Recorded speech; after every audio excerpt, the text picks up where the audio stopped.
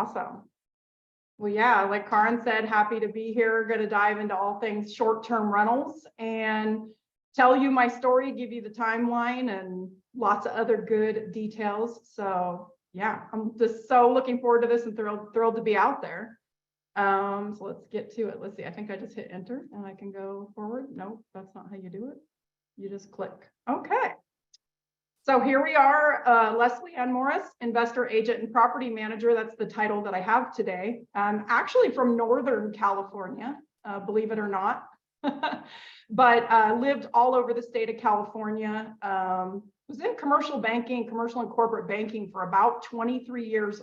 I was an intentional banker. So I was in college and I did a finance degree. And then did go back and got my master's from USC. It was a COVID degree, so that was fun. I actually started it and then ended up moving during it, but then COVID helped me save a lot of travel fees. So thank you, COVID, for that. But yeah, just loving that commercial banking career, and I'll get into it a little bit more. But today, I'm the owner and founder of Invest in the Smoky Mountains, which is a property acquisition company. So we are licensed agents in Tennessee, helping buy and sell cabins. And I'm also the owner and founder of Josh's Cabins, which is the collective name for my property management company, as well as my personal portfolio. And then my personal portfolio, that's 13 properties, 11 of which are short-term rentals. There's actually 14 properties because I have a piece of land that I'm building on, and I'll tell you a little bit about that as well. So yeah, that's basically it there. Here's the timeline. So this is my story here. So started very early in my early 20s with US Bank, and did that, started that journey when I was actually living in Colorado. That's where I wrapped up my undergrad at National American University. First couple years of college, I was at Humboldt State up in Northern California, which is now a Cal Poly. But yeah, I learned all about deal underwriting and how to invest for my clients. So I started with US Bank as a credit analyst. So that's the role. If you have any commercial lending structures with banks, you'll know that role well. That's the person that calls you and begs for your tax return every year. So that's how I started in commercial banking. And so I quickly learned how to underwrite deals and what it took to qualify for anywhere. I did small business in the early days, and then like at the pinnacle of my career was on the SpaceX account. I also worked with LAX. I was part of the responsible team for the development of the People Mover and the leverage that they took to do that, as well as City and County of San Diego. And then in OC, I think I had Orange County Health Plan, SCAN, Cal Optima. Those were some of my big names there that I covered. But yeah, so that's the banking story. And then mid-20s to mid-30s, I began building just this amazing career. And while I was building the career in banking, I was learning how to do what I call live-in flips. So essentially, my then husband and I at the time would buy a place that was fugly, I would call it. So very, very ugly, but in a great location, but needed some TLC. And so we started doing that. And what we would do is we would buy a house, live in it for the 2-year requirement, essentially flip it while we lived there, and then sell it and move to something bigger and better with those funds. So that was my probably like 2011, I was there.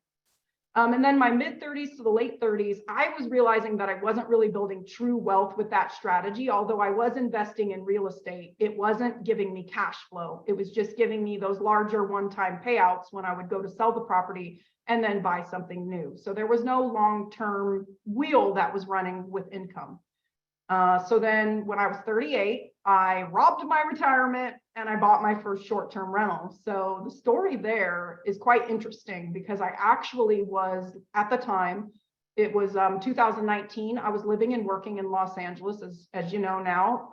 And I just kind of had this like, you know, everybody has this like moment when you like really get into like what you were meant to do. And my moment was, I remember sitting on my couch, and something that US Bank had sent out linked me back to the bank's 10K report. And the 10K report basically told the story of everyone's salaries, including the CEO. And the CEO at the time, his all-in number was 16 million. So that was like his salary, bonus, stock option, all that.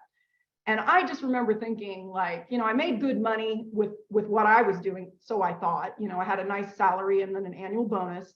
And I just thought, how am I going to go from where I'm at as a senior vice president up to that CEO level? Like, how do I flip the switch on my earning potential? And I just always felt like, you know, glass ceiling, whatever you want to call it, just felt like I never could get the role I wanted and be put on the accounts I wanted to work on. So yeah, it was just, you know, that was basically like the light bulb moment. So I decided in that moment that I would go back to school and get a master's degree. And my you know, driving force behind me that was telling me to get the master's degree was because I thought that just by having that title, that MBA, or I did the executive MBA program, but the MBA title would make me look more valuable in the bank's eyes, and maybe hopefully they would like immediately elevate me to the next rung. But what it ended up doing was it made me realize I don't want to be in banking. I want to be an entrepreneur and I want to make wealth for myself. So like right around that same time, a lot of things pinnacled at once, and I decided that it was time to start investing in real estate. I had these clients early in my career that I would meet with monthly, quarterly, depending on what type of, you know, relationship they had with the bank. And one of them, his tax return was literally like two inches thick. And I remember asking him about it. I said, you know, why is your tax return so thick and what's a story? And he's like, oh, that's the Schedule E. It's all these real estate properties. And I said, well, tell me, you know, how did you get, I think he had like 300 properties. They were all over the nation. He even had vacation rentals in Hawaii. And I'm like, teach me about this. How'd you do this? And he's like, well, you know, I just started as soon as I could with the money I had. And he's like, honestly, Leslie, with the knowledge that you have in underwriting, you could do the same thing. You just got to make sure the deal is going to be profitable and the money can quickly snowball and allow you to scale. So I always had that like resonating in the back of my mind. So fast forward to 38 was when I said, okay, I'm doing this thing. But I never intended to be in short-term rentals. I actually was under contract. I was buying a place in Ohio. I was just going to use cash that I had. I wasn't even going to use the bank's money. And I was just going to buy this house, this single family home in Ohio. And I was just going to put it on the rental market and make money. And that's how I was going to get started. So that deal just blew up overnight. The seller just changed his mind and decided he didn't want to sell his home because he'd lived there like his whole life or whatever. I don't even know the true story. But my agent, she said, you know, you have potentially a lawsuit here because you do have a legal contract. How would you like to proceed? And I said, well, let me go back to the drawing board. You know, I don't want to push some poor man out of his home. Like I'm not that hungry, greedy, whatever, what have you. So I went back to the drawing board and I did a lot of research. I used like biggerpockets.com and several other resources to just educate myself on what were my options. I only had like 50 to 60,000 in cash. So I, in that research, found a report that Airbnb puts out annually. And the report said something like this. It said, for the prior year, the top 5 markets that were performing were X. And these are the places where we see hosts making the most money and having the most success. Well, I'll tell you, the year 2018, 3 of the top 5 were all in Eastern Tennessee in the Smoky Mountains. And I said, might be onto something here. Let's research that. So then I did research on the particular market. All I did was go to Zillow.com and I just looked to see what's the price per square foot, what do these properties look like? And that was kind of how I got into short-term rentals, because I realized after I talked to a lender that I could get into my first deal by only putting 10% down because I lived out of state and it could be considered my second home, vacation home.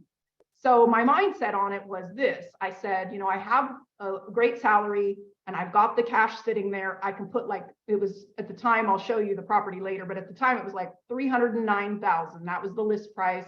It was like a 3-story cabin, but essentially a luxury home, a true log cabin with just these expansive mountain views. It was awesome. And I thought, you know, if I buy this, I can afford the mortgage out of my own paycheck. And that way I'd have this cool vacation cabin to go stay at with my family and friends. And I thought, if I also then listed it on Airbnb and it made its own mortgage or broke even or whatever, that would be so cool to just have this cool place, because I love to travel.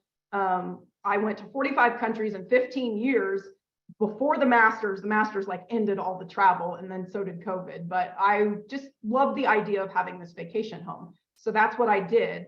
Well, before I even got to age 39, I actually bought a second one because another one listed in another town really close for like 199,000. So I used that 60 grand to get into those first two properties. So then when I turned 39, just the next year, already the cash flow was starting to snowball. I had basically listed these cabins on Airbnb. And I think the first one, which is the premium cabin, which is the flagship of my brand today, I just listed it for like $180 a night and it just booked like crazy. And I was like, oh my gosh, this is a gold mine. Like, this is so cool. So I'm going to just see what I can do and buy as many as I can buy. So when I was 39, I bought 3 more short-term rentals, primarily from portfolio cash flow. But I will say there was a period of time very, very quickly, basically right before COVID started, that I decided to relocate. I had some things happen at the bank. I had a boss that I had some issues with a manager I reported to, and I just thought, you know, there's got to be something better out there. I'm already starting to invest in real estate. What if I could relocate with the bank and get closer to my properties? And so that's what I did. I applied all over US Bank's footprint, and they ended up relocating me to Charlotte, North Carolina. And that was right at the end of 2019. And then my mindset said, if I can get out of this expensive mortgage in LA and have a lower cost of living, maybe I can scale this portfolio faster. And that's just what I did.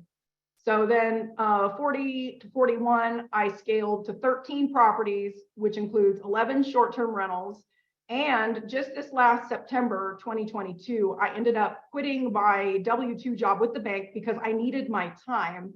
I basically, in a nutshell, once I got to 5 cabins and I was wrapping up my master's, this was like mid 21, I realized like my quality of life was shot because I was self-managing these cabins. And I just didn't have the capacity to do the bank and do the cabins. And so just a lot of things, again, pinnacled at once for me. I formed what's now known as Josh's Cabins. I created a direct booking site and a company that supports my portfolio. We also manage for others now. We're growing in popularity really fast. We were nominated for Best of Pigeon Forge in the cabin rental category last year, and I'm hopeful we'll do the same this year. And so then I quit my job and I went full time with that. And then I created Invest in the Smoky Mountains, where we help mentor and coach out-of-state investors that want to do something similar to what I did myself. And it's going really famously. We have so much exciting stuff coming down the pipeline. So that's kind of the timeline. It's very compressed. This isn't everyone's journey. I will say a couple of things for me happened where I don't think I got lucky, because I did have drive and determination and I made a lot of sacrifices to do this, but my timing was very, very good, because then in the pandemic, you know, you're aware how Airbnb became a huge buzz term and people were working remotely. So I just had, you know, timing on my side was very, very good. So I want to get into like the lessons, and I'll go back later in the presentation and give you even more meat and details around what I did and how I did it. But these are my like top 3 lessons that I coach on today. And the first one is jump. Like analysis paralysis. I hate when people say that, but it's such a real thing. It's like you have this great plan and you see this vision for what your life could look like, but it's all just a dream unless you take action. So taking action, we'll get into that, but it's really like, if you don't set achievable, actionable goals around this idea you have, this vision you have for your life, it is just going to stay a dream. So you can't overanalyze, because you'll analyze yourself out of deals. So that's the number one. That's the big one, I think, is what is making me so successful. I kind of jump with no fear. So then the second one is pivot. If something's not working, just know when to get the heck out. You know what I mean? So I'll give you an example here, a little story, if you will. So during the pandemic, 2020, I bought a cabin, which I will show you. I was actually scheduled to close on this property March 2020. So you can imagine my fear as I'm getting ready to put, you know, I ran my deals really slim in the beginning. I used basically every dollar of cash I had in my checking account to close a deal. I don't do that today. I have tons of cash reserves. You have to in Airbnb land. But I just was so fearful and so scared. And so I ended up getting it anyway. I decided to move forward and buy it. Best decision I ever made. I bought that place for 250 grand. It's probably worth 600 today. It's insane, the decision I made. But my pivot happened because what I did was, as prices started to increase, this was even before rates were doing super nutty things, but the prices were going up and up and up in the Smokies.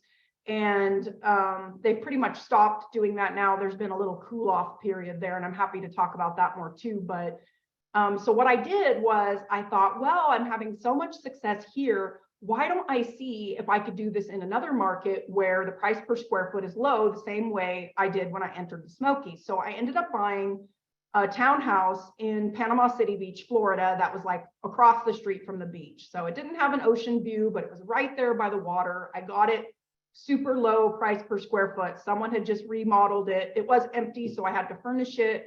But what happened was, it ended up being a party town. I forgot that MTV Spring Break used to be in Panama City Beach. And that's like the mentality of the type of tourists that are traveling there. So they quickly trashed my place. Furniture was broken. And then, not to mention, insurance costs in Florida were really high. It was spreading my team super thin. I had to, I had the same team I built for Josh's Cabins, kind of managing this one thing in Florida. We had to manage cleaning teams, runners, you name it, we had to focus on it. And then it was in an HOA that was not super favorable. It was expensive to have it. Special assessments are a real thing in HOAs, especially down there where you've got, hurricane force winds and what have you. So what I did with that one is I decided, after holding it for 11 months, to sell it. And I did a 1031 exchange, and I bought another cabin last year with those funds. And that was a great choice. Market appreciation in the 11 months that I held it was about $125,000. So hats off to me. It was a great learning error. Like, it was an error and I learned my lesson, but it still financially was a good choice to do it. And I learned why I want to go super hard in my niche. So third thing after pivot is your team. And this is crucial step to truly scaling. So I am writing the book right now on passive investing in short-term rentals. It is the playbook, if you will. It's almost done. I just got off a call with my team. We literally are on the last chapter, getting ready to put that out. So I'm so excited to roll that out soon. But your team is the critical part to scaling. And I'll tell you why. So if you're out of state, the first thing you're thinking about is the fear of the unknown in the other state. So make sure you get that licensed agent, an investor agent, preferably an agent that has similar knowledge and background to what I have, where they've owned short-term rentals. They get, they get the game of short-term rentals. They understand that there's no leases. There's 7 to 8 turns a month. We really need to be very, very truly aware of occupancy rate and what we call ADR, which is average daily rate. That's the nightly rent that you can make off of these places. If you make a misstep in your underwriting, you can quickly be underwater in a deal. So agent, super duper important. Not only that, but your lender also super important. I can't tell you the number of clients I've worked with where right before close, they're like, oh, my agent didn't know X. They didn't know the property was rural. They didn't know the property was a non-warrantable condo. Not agent, lender, sorry. So just make sure you're working with a knowledgeable lender. My preference would be for clients I work with to partner with a lender that I know and trust, that I know can perform and close. Most of them don't pay me referrals. They're just friends. They also own cabins, and they can get the deals done. The third thing that I really, really encourage you to do with this journey of short-term rentals is your property management company. There's a lot of buzz right now around short-term rentals. It's very on trend. A lot of people say, oh, the margins are way better than long-term rentals. You can literally have the same 2 single-family homes, sometimes in the same neighborhood. One's got a 12-month lease, one's a short-term rental. This one's going to way outperform this one. But then investors make a mistake where they say, oh, I just did my underwriting, and if I didn't have the property management component, my net income could be double. Yeah, but so could your time. Your time is going to be double. I quit my job to go full time in this. So just consider those sorts of things. But team, very, very important. And again, to scale, I'm going to talk about that on a later slide, but to scale is really the goal we're going for here. I don't think one and done is the way in real estate. Most of us that are investing have a strong portfolio. It's like we've signed on to play this like lifelong game of Monopoly. I'm like making that joke lately, but it's so true. So just make sure you think about, think a few years ahead. And I think I'm ripping off my next few slides by talking about this now, but do think a few years ahead about, do you see yourself managing short-term rentals and quitting your job? Cool. If you do, then copy exactly what I did, and that'll be great. So jump, pivot, team, super important. Next thing is who, not how. I love this. This is so cool. If you think about something that you don't know how to do, it could be literally anything, golf, whatever you love doing, whiskey aficionados out there, I hear you.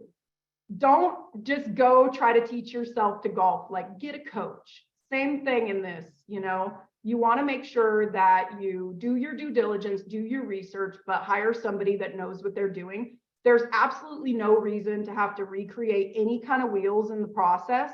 There are people like me that are out there speaking about it, a lot of times for free, things like this, so that you can learn and really understand how to do it and not go teach yourself how to do it from day one. And I love the fact that this who, not how can actually be applied to every facet of your life. So work, school, home, thinking about the things that you need to get done. You think about, husband and wife coming home after work, you're not the only one that's cooking dinner every night. Hopefully you're sharing those types of tasks. So you can definitely apply this everywhere. And here's some of the places where I like to apply it, particularly in real estate investing. So getting into the deal, think about what I did is I went on Zillow and I found the property first, then I got the agent. That's not necessarily the best thing to do because you don't know the areas. You again want to get that agent that's going to know the area that can really recommend to you the best things to do. And then managing the project or leased up property, this again, super important. So, thinking back to the conversation about getting a property management company, there's something that a lot of people don't think about lately, and that's market saturation. So in short-term rental investing, that is really a thing right now. A lot of markets, like particularly Smoky Mountains, it has been a vacation market since the 60s, since the beginning of time when the Great Smoky Mountains National Park was basically grandfathered into the park system. So there are a lot of short-term rentals there. You are competing with a lot of other cabins. Really, we don't compete with hotels. People are coming to the area to stay in cabins, unless they're, budget sensitive, then maybe they're considering hotels. So get a property manager that knows the market, that does marketing. So if you get this thing, you put it on Airbnb, you don't know how to market it, you're relying on Airbnb to market it for you, and you don't own the clients. You don't get their data. You can't retarget them to do direct bookings. So that's in some of the cases when you want to employ the who, not how method. And then scaling, Grant Cardone came up with the 10X, which is just so awesome when you think about the power of this. So my property that I just bought in December, it's called Midnight Ridge Lodge. And by the way, you can see all of these properties at joshscabins.com. 11 of those I own, the rest are someone else's, and we're slowly adding more each month. We're very picky on who we work with. We want to make sure that it's something that will be successful. But yeah, just go on there, take a look. Midnight Ridge Lodge. I just bought this one in December. After I did the underwriting on it, I am expecting to net $45,000 a month just on that one cabin. And I did buy it in December, and I will shock you with this fact, but that has a 10% interest rate. Yeah, I bought it at a horrible time, 10%. But you know what? My underwriting works and I'm not fearful about it. I actually did another 1031 exchange, and I basically took another property. It was a long-term rental in Knoxville, Tennessee. It actually was my prior home before I moved. And I had a tenant in there, 12-month lease. And I decided, hey, it's appreciated. I'm not really in the business to be doing long-term rentals. I'm going to turn around and throw this into another Airbnb. And that's exactly what I did. So the goal here with this is to scale in a way that lets you increase your quality of life and build generational wealth. And like, it gets me so excited just talking about it. And even today, it's possible. And even today, it is possible. Okay, so how do you get started? This is the thing. I love this slide because I always like to talk about this. So anytime I go to one of these, Karin and I are in GoBundance, beautiful group of masterminding women. and I love the speakers there. But before I was in GoBundance, a lot of the talks I would go to, people would have these crazy stories like mine, right? My very compressed timeline, was able to quit my job. You're like, yeah, okay, she could do that. I could see how she could do it, but how the heck am I going to actually do that? So these are the steps you can take to actually take action and get started. So the first one is daily micro actions. This is huge. This is literally, I think, besides just being an action taker in general, this is truly the secret to my success, is more so than these other two things for sure. So what I mean here is I decided that I was going to buy a property, whatever. I was going to buy real estate. And what did I do? I was like, I don't have a lot of time to do this. At the time I was on the SpaceX account, I was really busy at work. I was also pursuing a master's degree at USC. How am I going to have time to go take down a deal? I had bought and sold real estate. I knew how much work it was. So what did I do? 15 minutes a day. That's it. I was like, I'm just going to do something for 15 minutes a day that leads me closer and closer and closer to my goal. So a lot of times what happened was it ended up being more than 15 minutes because you find the time. You stop watching TV or doing, whatever you're doing in the evening, and you focus on truly trying to get to your vision for your life. There was a story that was told to me that I absolutely love, and I think you'll resonate with this. It's like going to the gym. You're like, oh God, barf, I don't want to do that. I really don't want to go to the gym. Okay, so here's what you do. Put your gym clothes on, put your shoes on, get in your car. Just tell yourself, I'm just going to drive to the gym and get to the parking lot. Like, that's what I'm committing to today. That's my micro action that I'm doing. But then when you get there, oh, you're already at the gym. You're already in the parking lot. So you're like, oh, shoot, I'll just go in. I'll do 5 minutes on the treadmill. So you get in there, you're on the treadmill. You're like, oh, I hate walking on the treadmill. It's so lame. So you're doing 5 minutes on, and then before you know it, you're watching Shark Tank because there's like a built-in TV, and you just keep going. Literally, I do this in my gym in my building every single night. I'm like, I'm just going to do 2 miles, which is like 45 minutes. So it's actually an awful lot, but it will get to the point in Shark Tank where they're just about ready to close the deal. And then it goes to commercial break. And you're like, but I'm at 2 miles. You're like, I got to see what kind of deal these people end up getting. So then I end up being on the treadmill for an hour and it shuts off and goes to cool down. So that's what I'm talking about. Just get yourself into a good habit, figure out your plan, 90-day action plan, work backwards, day 89, day 88. What are those daily micro actions that you need to do through those 90 days to get to your goal? That's the first thing. Second thing, leaning on the who that we talked about before. Again, you don't need to recreate the wheel. A lot of these people that you're working with, your agent, your lender, your property manager, they're getting paid. They're getting paid pretty well to help you. Buyer's agents are free for buyers in most cases, unless you signed a crappy buyer's rep agreement, but lean on them. Make sure you're really clear with them on what sort of help you need. And if they're not the specialist or the expertise, again, with pivoting, know when to pivot, but do lean on these people because they are there to help you. And then getting your ducks in a row. This is huge. I can't tell you the number of times I buy leads through Bigger Pockets. So I'm a premier agent or whatever it's called on there. And so I'll get a lead from someone. They're like, we want to talk. We want to buy a cabin in Smokies. Okay, cool. Do a 15-minute call. And they're like, they haven't really thought about a lot of things. They haven't thought about lending. They don't know where the cash is going to come from. It's like, you really need to have your ducks in a row in this game. And I'll tell you why. Smoky Mountains is still super competitive. There are investors just like me that are hungry for a deal. We have money sitting. We're worried about interest rates. We're being picky on what we buy. As soon as the cabin that fits your metrics come on the market, there's 20, 40, 60 other investors all right in line. Seriously, like not even a month ago, I offered on a property that came on the market. It was not truly what I wanted, but it was like a fixer. It had a ton of potential and it had a great location. It was about a half a mile from 2 other properties that I own. And I'm like, oh shoot, I'm going to offer on this. I'm just going to jump right on it. Guess what? Outbid. They laughed at my offer. They threw it out. So get your ducks in a row. Get real clear on what you want. Get your pre-approval letter and know where your cash is coming from. And if you need help with that, speak up and ask. Okay, so scaling. This is the fun part. So again, the power of 10x. I think, I don't know if you were there, Karin, but at InvestorCon in Charlotte last year, this is a real estate investor conference, mostly all women speakers. It was great. They had Kim Kiyosaki, Robert Kiyosaki's wife, there as the keynote. And there was a woman there, and I apologize because I do not remember her first name at the moment, but she spoke about the power of 10x from the real estate investing side. And I'd never really heard it put that way. And it just kind of like, and she was going above 10x. She was like 100x, 1000x, millionx, whatever you want to do. The point is this, it's like, once you get, and now I'm giving you some freebies from my book that's coming, but once you get that team, the agent, the lender, the property manager, you know your market, you've got 1 deal, 2 deals, whatever it is, you've got these deals, you know how they're performing, and you start to make money. Maybe you have other money somewhere else. It's maybe in mutual funds or stocks, bonds. We know how that's doing right now.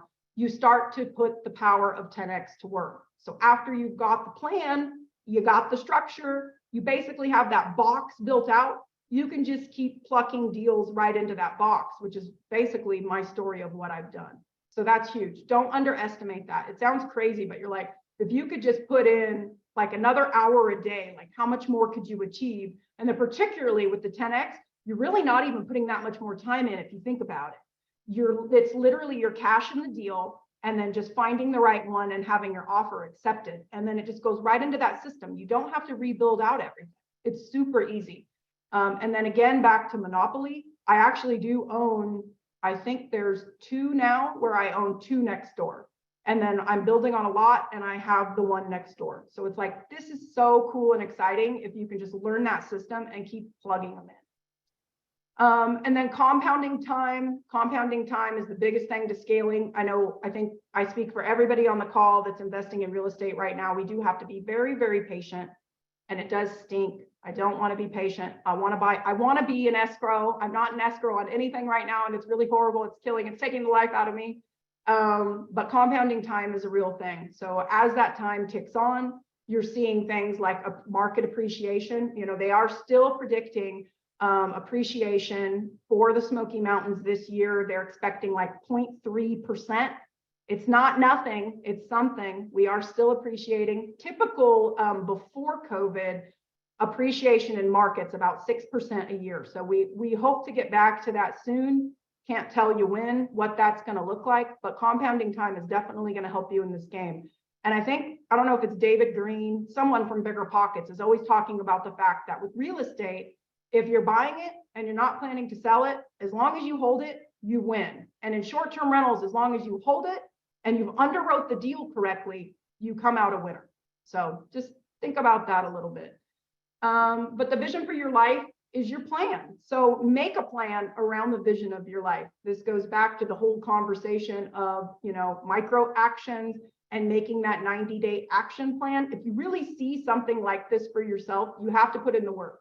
If you get off of this Zoom call and you're like, it's not for me, that's one thing. But if you do have that resonating in the back of your mind, please take action. I do a 15-minute call for free to just see where you're at, see if it's the right market for you, sort of a agent meet buyer, investor meet investor kind of call. Happy to do that for you all. But yeah, if you don't start to take those little actions, then the vision for your life isn't a plan. And again, it's just a dream.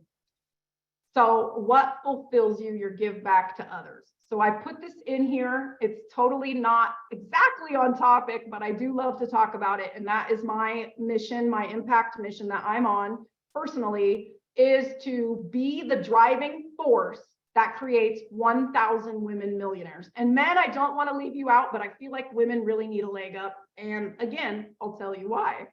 So 31% of all investors are women. Meanwhile, 90% of all wealth is created through real estate. I think that's Dale Carnegie said that. But that's such a disparity. I have such a heart that wants to reach out and help women, lift them up and get them invested and get them building passive income, get them building generational wealth and really getting them empowered to do things for themselves. I studied martial arts my entire life. My father is a sensei. So that might be why I have such a very regimented personality of getting stuff done. But at a very, very young age, my sister, myself, and my father, we would go into, women's shelters, those types of places, where women really needed a hand up. And that just always resonated with me. And I really wanted to find a way to circle back to that. And so that's really what I'm trying to do in the real estate space. So think about that for yourself. I guarantee you, if you put a plan like this into action with as much passion as I have, and you surround yourself with the right people, you will find success. Just make sure you're giving back to others. I like to talk about abundant mindset. It's so hoo-hoo, it's a little, hippy dippy, and it's out there, but it's just so true. I mean, I share all of my knowledge with everybody. I have absolutely no secrets about what I've done.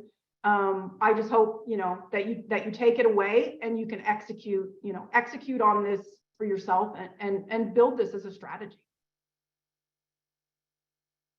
Okay, so this is the fun part. We got a little visual fun here. So this is Azure Heights Lodge. This is the first cabin that I bought for $309,000. I invested $30,900. And this is a short-term rental that started my company, Josh's Cabins. This is the flagship of our brand. We basically use like some of the color themes from, Azure is a color. So I have 3 cabins that have color names, and they're the next couple slides I'll show you. But so the flagship of my brand is Azure. We're trying to use blue in all of our coloring. And this is the one that I bought while I was living and working in Los Angeles for US Bank. But little did I know that this one cabin would change not only my zip code, but also just my passion and my career. At the time, I loved traveling, but now it's all about real estate. I get asked all the time, what are your hobbies? Besides doing stuff like this, real estate. That's my hobby. I'm super passionate about it, and I love this property. I have signed an NDA, but I will be filming 2 TV shows at this cabin later this year. Actually one in mid-May that I'm very excited about. It's a show that you probably watch right now on TV. So if you follow me on social media, you'll get to hear all about that as soon as I can talk about it. But we will be filming at this one because look at those views out the window. They are just stellar. I made a joke to one of my friends, and I'm like, when I die, I want my ashes at Azure. That's how much I love this place. Okay, and this is Emerald View Retreat. So this is, I think this wasn't my second deal. There's another deal, but this one's more exciting of a story, so I always tell this one. But I bought this one in January of 2020.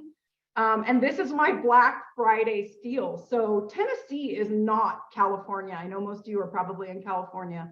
Tennessee is not California. People do sleep on deals. A little more rare these days with, how we've had, short-term rentals really take off. But I put in here, while everyone's on turkey hangover and shopping binge, I got this beauty, $250,000. I invested 50 grand into this one. I think I actually ended up putting like 25% down because I was able to get a better interest rate by doing that. And at that point in time, I had sold my home in Los Angeles. So I did have extra free cash flow that I was able to use. But this one gets a bear family all the time. They're really familiar. I think the people that owned the cabin before us had guests that were feeding the bears. The cabin's name before I bought it was called Who's Coming to Dinner? So I think they were feeding bears there, but it also has a really great view. You can't see it from this photo. I added the lower deck that has the fire pit. That was like an after purchase project that I did, but that's literally all I've done there. I think we also painted those chairs up on the upper deck green to go with the emerald theme, but just not very much that I had to do there at all. And then, oh yeah, so because this cabin does so well, I ended up buying Whiskey Whispers Lodge. If you're on the website, that one is really cool. It's right down the street. It's not even half a mile. It's like a quarter of a mile down the road. And it's the exact same cabin, same look and feel, but about twice the size of this one. And I purchased that in 2022. That was a part of one of my 1031 exchanges that I did. And that one, I'm expecting really good numbers. I think I'm projecting cash on cash for that one at like 34%. So very excited. I went into whiskey and I made it a whiskey theme. So we added whiskey barrels and just made it this like super fun, immersive experience where when you're coming to do like moonshine tastings, you might want to book this one because it'll really help you, have a great vacation and be in that environment. But Only other thing about this one I wanted to say was it sleeps 4. It's only about 880 square feet, but consistently wowing in gross rent. And I think it topped out at gross rents of about $118,000. And that would have been the height of COVID. So I'm expecting 85 to 90 grand on typical gross rent for this. So did very well. That was a really great deal for me. And then this is Crimson. This cabin has a ton of history already in my life. It's insane. This is the COVID cabin. So I was scheduled to close this, like I told you earlier, right as the pandemic was upon us. And I'll tell you a little story. Like I said, every dollar was in the deal. It was such an uncertain time. And so I called my lender. She lives in the Smoky Mountains. She actually lives in Townsend. She owns a bunch of rental cabins as well. And I said to her, I said, Parker, what do I do? I'm like 8 days from closing. We're getting ready to go in lockdown here in Charlotte. Do I buy this thing? Do I back out? It's like every dollar I have, like, what do I do?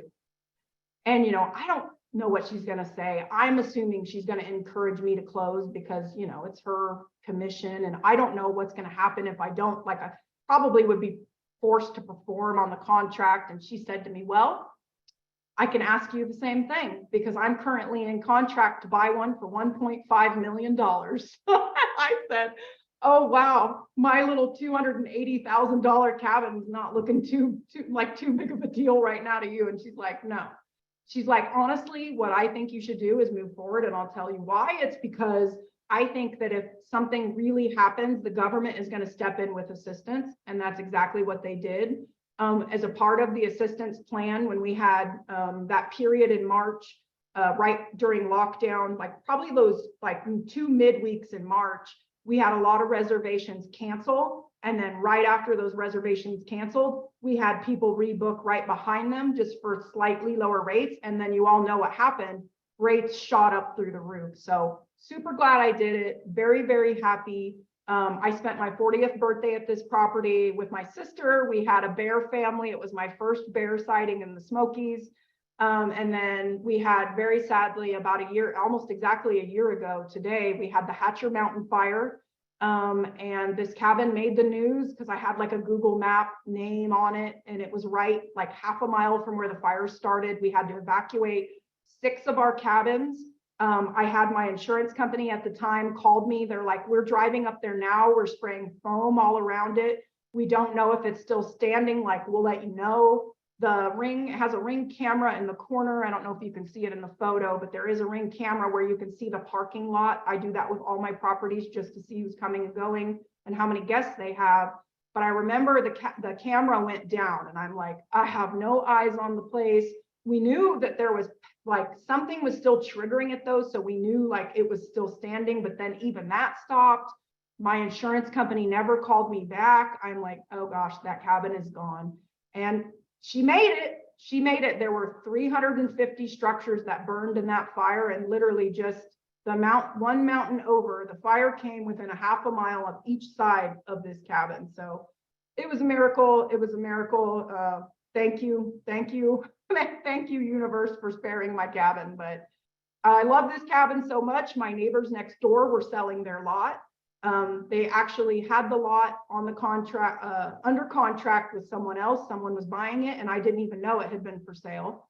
And I wasn't my own agent at the time. I had an agent and she called me and she said, hey, did you know that that land next to you was for sale? And I'm like, no.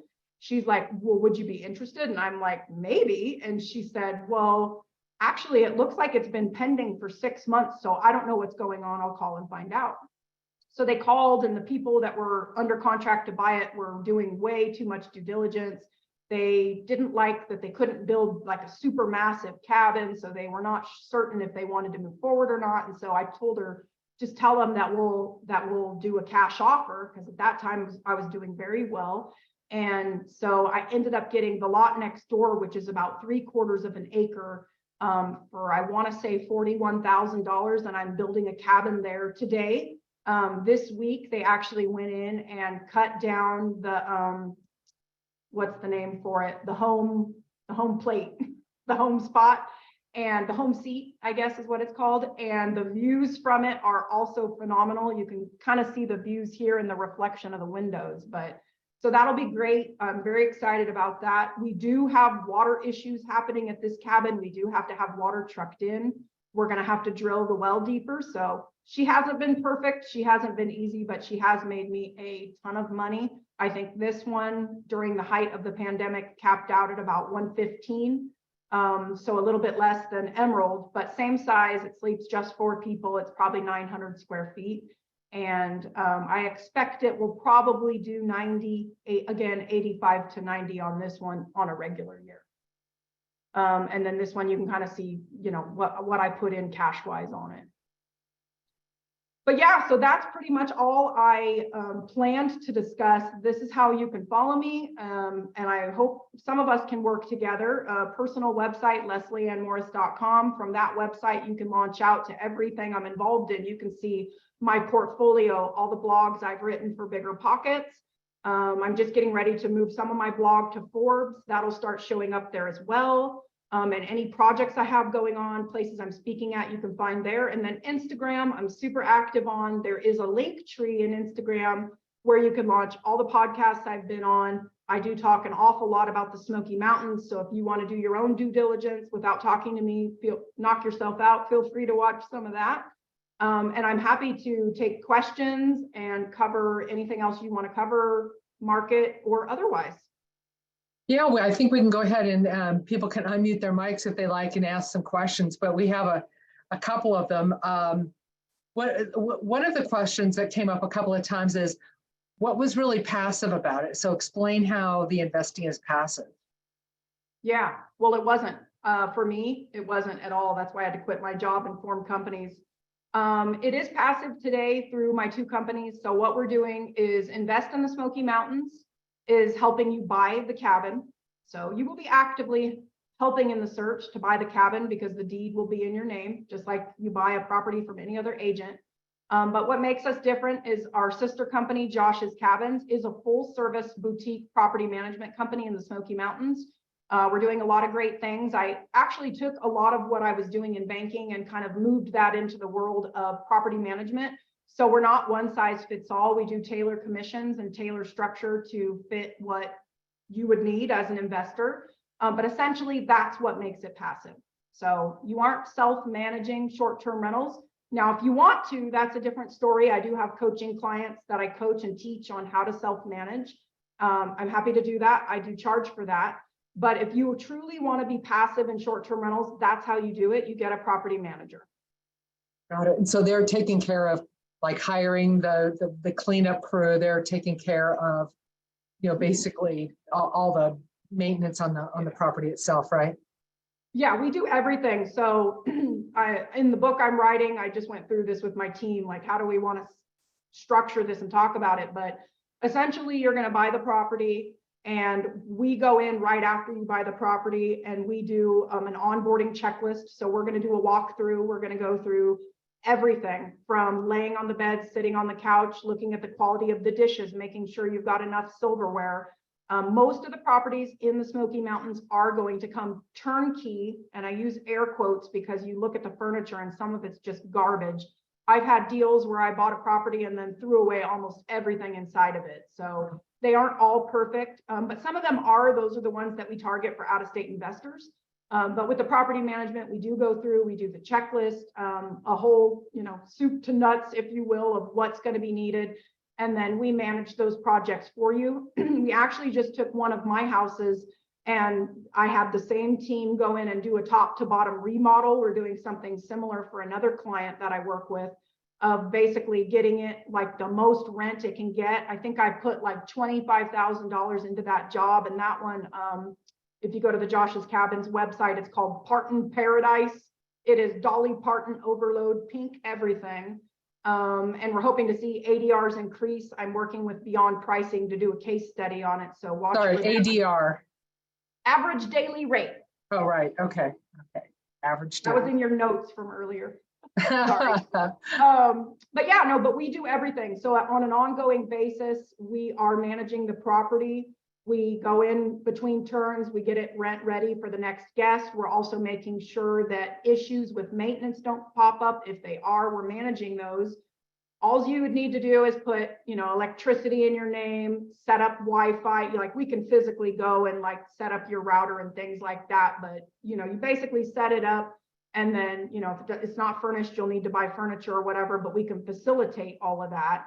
And then you just make your mortgage, pay your insurance, pay your bills. And then we send you an owner statement every month. So we have full trust accounting. You get an email with your statement and then an electronic deposit with your net proceeds. We don't have a lot of fees. Our current pricing structure is a commission, a percentage of gross rent, and then everything that's a consumable under $100 we cover out of pocket. Otherwise, we have damage waiver policies where we can go after guests if they break something. But essentially, you don't have to do anything. I have clients I barely talk to. They usually hear from me when we've gotten some sort of cool press coverage for their cabin, or I physically went out and made some videos of the fall leaves and sent it to them. But we're trying to make it a no circle back situation where you're constantly hearing from your property manager. That's some of the complaints that I heard from others.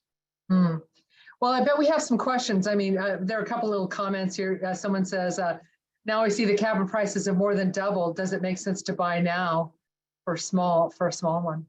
Yeah. Yeah, I mean, it definitely does. I would say small cash on cash. I personally target 20%. I've seen people target lower than that because they just want to get into a market, but anything that's going to be under, what are T-bills right now? 5%, that would be dumb. I wouldn't recommend doing that. I mean, you could have a guaranteed return. But yeah, you can find deals. You want to target in the Smokies cabins that have some sort of special situation as far as location, and then a view, preferably a mountain view, and then hot tubs, pool tables, super popular. Anything around water does pretty darn well. My account manager at Expedia Group, they were like, if you could find a way to put a plunge pool in this one, it would perform better. So those types of things, there's a lot of cabins that come on market with those. Those are kind of a headache to manage, but we do look at those. But yeah, you definitely can. I don't think that it's unreasonable to do it. The best success I see is when someone has the ability to qualify on a conventional mortgage basis. And you can put 10 or 20% down. If you put obviously less cash down, then your cash on cash in year one is going to be higher, but then your mortgage is higher. So it's all about that equation and metric. And yeah, I think it's doable. I'm personally going to be looking at deals very soon. I just finished the remodel on the Dolly Parton house. So now I'm getting ready to deploy some additional capital there. So it really helps your banking background, helps you with the all the accounts receivable and so forth. Yeah, definitely. And that's why I said work with somebody who's also an investor agent. Like if you're not looking at Smokies, you're looking at another market, that's great. Just get somebody that understands those underwriting metrics. There is a blog post that I wrote for Bigger Pockets. That's just a real short, quick 3-minute read that goes through how to calculate the metrics I calculate, but it's literally just net operating income and cash on cash. So, what you're going to make minus what you're going to spend divided by the cash you put into the deal in year one. And the cash is just your out-of-pocket cash, including closing costs, any kind of rehab furniture costs you would have. That's the kind of metrics we target. And I do, if you use me as an agent and property manager, I do coach clients on how to do that. No, here we're talking about the Smoky Mountains. Oh, sorry, Chad, I'll give you a second, but we're also, you can do this anywhere. So this is something you could really do anywhere. You just happen to do it in the Smoky Mountains. Because of course we're Orange County, California. And are you going to do this here? Maybe. Are you going to do this maybe in the mountains near California? Maybe. But you can, just like you're going to USC and you're doing this in the Smoky Mountains. So it doesn't really matter location. What this really is more of a business model. Is that right? Yes, that's totally right. And I actually just announced 1 or 2 days ago that I am getting ready to move into the Rocky Mountains.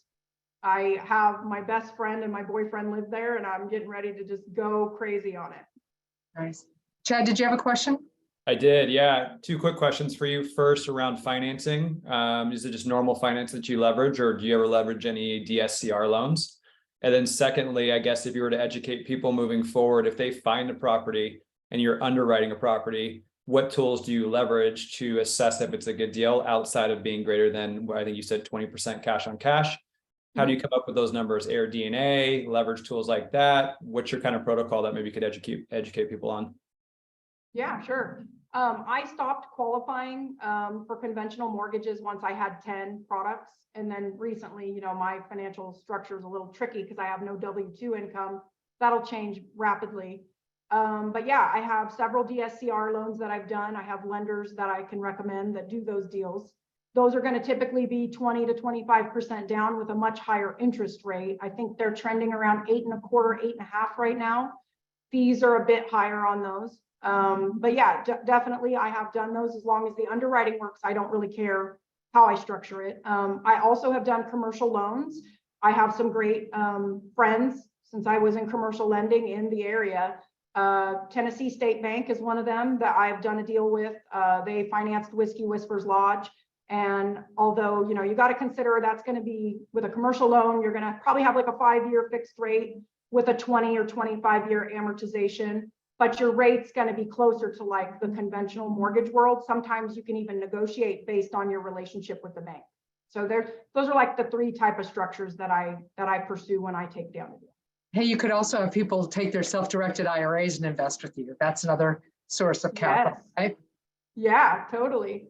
And then metrics for the deals, besides just looking at cash on cash, I really don't use Air DNA because I feel like they've been very off. They're taking like an average of prior years. And so we've kind of seen like a lot of up and down. And honestly, like Azure property, they said it was going to make 35 grand. That place made 135 its first year. So I don't know, it's just really an algorithm of software.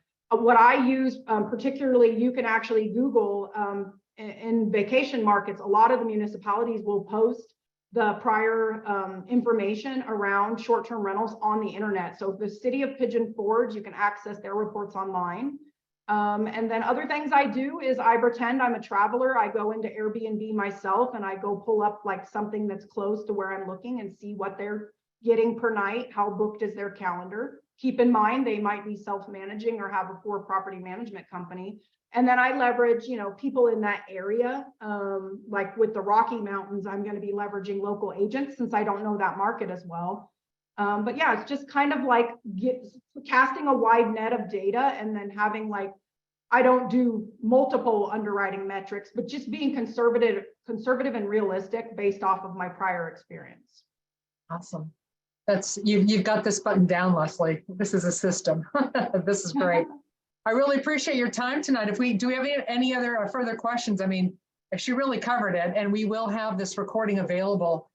You know, it has to kind of bake. It takes a minute, and then we'll have it in the morning to send out. I'll put that information down here. We've got a couple other investor clubs advertising here in the comments as well, but just send me an email and I'll respond with the link to tonight as well as the password so that you can list. You can do that. So any other questions? Well, go ahead, go for it. Hey, Leslie, do you have experience with renting room by room, or is it always the entire unit, just like Verbo advertises? I noticed they're kind of like dissing Airbnb on their TV ads lately or their YouTube ads. Yeah, I haven't done that. I know people that have, where they'll rent like a room in their house or maybe like an ADU, you know, additional dwelling unit. I haven't done that, no. But it's totally doable. They have house hacking, you know, where you have somebody help share in your mortgage expense. Right. I'm doing both, and I don't recommend the individual. I don't mean in my own home, but I have a 4-bedroom and I'm renting 4 different rooms, and it's like herding cats, man. Don't do it. Well, yeah, and if you think about like a hostel, like I personally would never stay in something like that. So you're getting a different type of guest.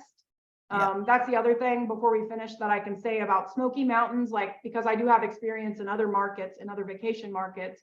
Smoky Mountains, our guest quality is really, really high. The only time we really see any problems is if somebody books for one night, which I don't allow at my company, we have a 3-night minimum unless it's like just a few days out and it hasn't booked, we will drop to 2. Or if it's a last minute booking and they're asking us for a discount, we're always just like, we won't take them anyway, because we know they're going to come in and destroy the place. But yeah, I was going to say too, before we finish, I know there's a bunch of comments. I didn't read any of those. So if they are comments for me, please feel free to reach out to me on my website. I think my email address is on there, but it's morrislesleyann@gmail.com. I'm happy to take questions through Instagram Messenger, however you want to get a hold of me to ask. But I really appreciate everybody listening, and I hope it shows. I love what I'm doing. It And does show, it's absolutely. fun. Yeah, that's awesome. Well, guys, thanks. First, thanks so much, Leslie. Just really appreciate this. I want to thank everybody for joining us here tonight. And I want to remind you that OC RIA meets typically the second Thursday of every month. We're going to have to kick that up in June, but we're going to change that around. But anyway, the second Thursday of every month.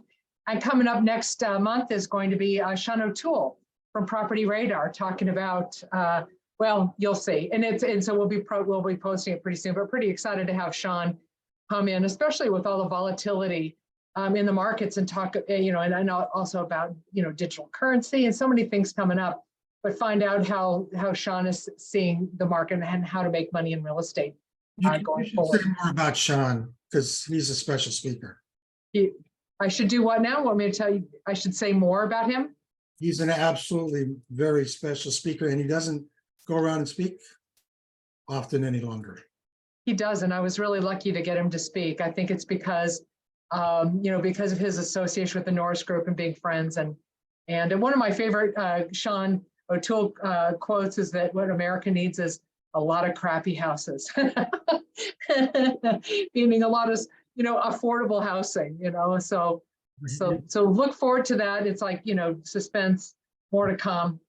And with that, unless Bill has something else to add, we'll close it up here. Well, Sean runs Property Radar. Yeah. He's an exceptional forward thinker and anticipating where the market is going, and he's an investor himself. Yeah, a numbers guy, right? Yes. So that's next month. Guys, thanks so much. Have a wonderful evening, Leslie. Much appreciation. We'll see you. Thank you. Good night. Bye.